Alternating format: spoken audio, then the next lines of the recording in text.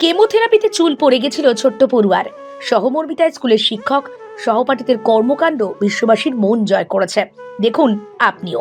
একের পর এক কষ্ট বা যন্ত্রণা অন্য কেউ ভাগ করে নিলে তা মানবতার সব থেকে সুন্দর মুহূর্ত হয়ে ওঠে।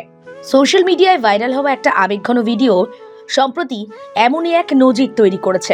ভিডিওয়ে দেখা যাচ্ছে এক তরুণী স্কুল ছাত্রী ক্যান্সারের মতো মারাত্মক রোগে আক্রান্ত।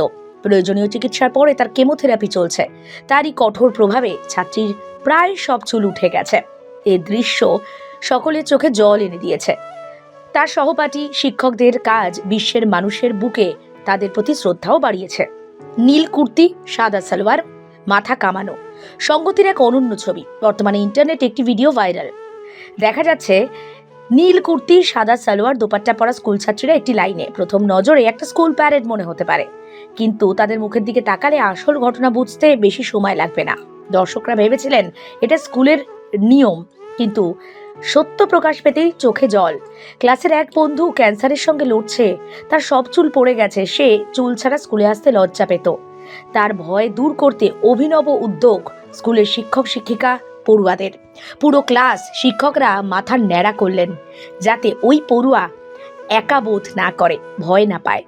ছোট্ট মেয়েটির মনের ক্ষত সারানোর অনন্য উদ্যোগকে কুর্নিশ জানাচ্ছে সকলেই। এই লড়াইয়ে সে একা নয়।